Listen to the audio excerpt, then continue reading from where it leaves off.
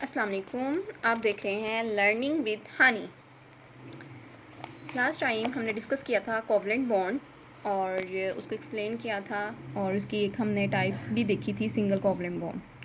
तो इसकी अगर आपको मैं रिकॉल करवा दूँ थोड़ा सा, कोवलेंट बॉन्ड बनता कैसे है जी। हमने देखा था म्यूचुअल शेयरिंग ऑफ इलेक्ट्रॉन से। म्यूचुअल शेयरिंग मतलब कि बाहमी इश्तराक से। अगर ये हाइड्रोजन है तो ये भी अगर एक इलेक्ट्रॉन देगा तो इसका जो दूसरा सेकंड पार्टनर होगा वो भी एक ही इलेक्ट्रॉन्स देगा, तो दोनों इक्वली डिस्ट्रीब्यूट करेंगे इलेक्ट्रॉन्स को। तो इस किस्म की जो बॉन्डिंग होती है वो कोवलेंट बॉन्डिंग होती है।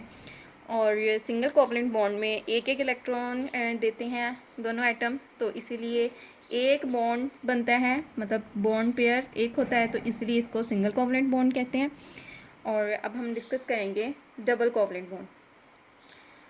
डबल कोवलेंट बॉन्ड मतलब नाम से ही वो बता रहा है कि इसमें जो बॉन्ड पेयर बनेंगे वो दो होंगे, और उसको हम ड्रा कैसे करेंगे, दो डबल लाइन से, ठीक है। When each bonded atom contributes to electrons to bond, यानी कि एक एक एटम दो दो इलेक्ट्रॉन्स देंगे। जैसे ये ऑक्सीजन है, ये भी एक दो इलेक्ट्रॉन्स देगा, इधर वाला ये दो इलेक्ट्रॉन्स देगा, और दो बॉन्ड पेयर बनेंगे। जब दो बॉन्ड पेयर बनेंगे तो वो डबल बॉन्ड बनेगा। Two bond pair are formed and a double covalent bond is formed. These bonds are indicated as a double line, मतलब इस बॉन्ड डबल कोवलेंट बॉन्ड को रिप्रेजेंट करने के लिए हम टू लाइंस का यूज़ करते हैं बिटवीन एटम्स इन द, उन एटम के दरमियान जिनके अंदर बॉन्ड बन रहा है। द मॉलिक्यूल्स, जैसे ऑक्सीजन है O2, तो इनके दरमियान भी जो बॉन्डिंग है वो डबल कोवलेंट बॉन्ड है। गैस होती है ऑक्सीजन जो हम इनहेल करते हैं। इथीन C2H2, इसके दरमियान जो बॉन्डिंग है, मतलब इनकी बॉन्डिंग के दरमियान भी कौन सा बॉन्ड बनेगा, डबल। इथीन में सिंगल बॉन्ड भी होगा और इसके साथ साथ डबल बॉन्डिंग भी होगी, मतलब दोनों एग्जाम्पल आ जाती हैं, लेकिन ये ज़्यादा डबल बॉन्ड कोवलेंट बॉन्ड के एग्जाम्पल में हम इसको देखते हैं। शो सच टाइप ऑफ, इस किस्म के जो मॉलिक्यूल्स हैं वो डबल कोवलेंट बॉन्ड की शो करते हैं। ऑक्सीजन देखते हैं, ये वही बात है कि हर मॉलिक्यूल को अपना ऑक्टेट या डुप्लेट कंप्लीट करने के लिए, हर एटम को अपना ऑक्टेट और डुप्लेट कंप्लीट करने के लिए इलेक्ट्रॉन्स लेने पड़ते हैं या देने पड़ते हैं, तो ताकि वो क्या रहें, स्टेबल रहे। तो इसी तरह ऑक्सीजन के आखिरी शेल में 6 इलेक्ट्रॉन्स हैं। अब इसको ऑक्टेट कंप्लीट करने के लिए 2 इलेक्ट्रॉन्स की ज़रूरत है, तो ये क्या करेगा, इसके न्यूक्लियर के पास एक और ऑक्सीजन आएगा जिसके भी आखिरी शेल में कितने इलेक्ट्रॉन्स हैं, 6। ये ऑक्सीजन 2 इलेक्ट्रॉन्स, अपना एक ये वाला इलेक्ट्रॉन और ये वाला ऑक्सीजन, ये वाला इलेक्ट्रॉन, ये एक दूसरे को देंगे, दो दो, तो ये 6 थे, 2 इसमें इंक्लूड हो गए, 8 हो गए, और इसके 2 इसमें इंक्लूड हो गए, 8 हो गए। दोनों का ऑक्टेट क्या हो गया, कंप्लीट हो गया। और इस तरह ये क्या हो गया, स्टेबल, लेकिन किस फॉर्म में, ऑक्सीजन की फॉर्म में, O2 की फॉर्म में।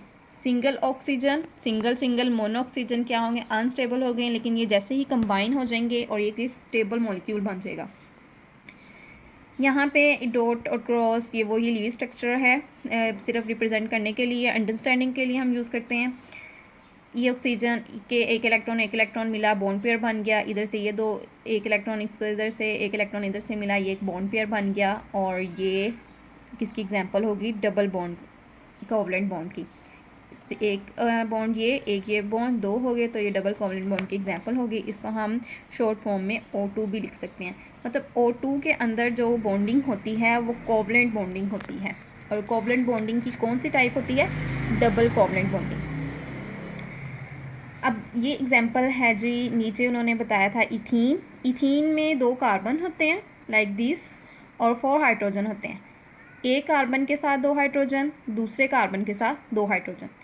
कार्बन को अपना आखिरी शेल कंप्लीट करने के लिए इलेक्ट्रॉन्स की ज़रूरत होती है। जैसा कि कार्बन के पास ये 2 इलेक्ट्रॉन हैं, इसको 2 और इलेक्ट्रॉन्स की ज़रूरत थी, और फिर इसका ये कंप्लीट हो जाना था ऑक्टेट। तो इसके अब आखिरी शेल में 2 इलेक्ट्रॉन कम हैं, इधर से इस कार्बन के भी आखिरी शेल में 2 इलेक्ट्रॉन कम है, ये एक दूसरे को दे देंगे। इस तरह इनके दरमियान एक ये बॉन्ड पेयर बना, एक ये बॉन्ड पेयर, तो ये दो बॉन्ड पेयर, जहाँ दो बॉन्ड पेयर बनते हैं वहाँ पे डबल कोवलेंट बॉन्ड होता है। अब हाइड्रोजन के आखिरी शेल में एक इलेक्ट्रॉन होता है, तो हाइड्रोजन क्या करेगा, एक इलेक्ट्रॉन कार्बन को दे देगा और कार्बन से एक इलेक्ट्रॉन ले लेगा। दोनों आपस में म्यूचुअल शेयरिंग कर लेंगे, जब उसको ज़रूरत हो वो ले लेगा, जब इसको ज़रूरत है ये ले लेगा, तो दोनों स्टेबल भी हो जाएंगे। इसका ऑक्टेट कंप्लीट हो जाएगा और उसका डुप्लेट कंप्लीट हो जाएगा, और इनके दरमियान एक बॉन्ड पेयर है कार्बन और हाइड्रोजन के दरमियान, तो ये सिंगल बॉन्ड बनाएंगे, सिंगल कोवलेंट बॉन्ड। ये एक सिंगल लाइन से इनको रिप्रेजेंट किया जा रहा है। Thank you so much for watching my video. Next जो टाइप है वो हम नेक्स्ट वीडियो में डिस्कस करेंगे। खुदा हाफिज़।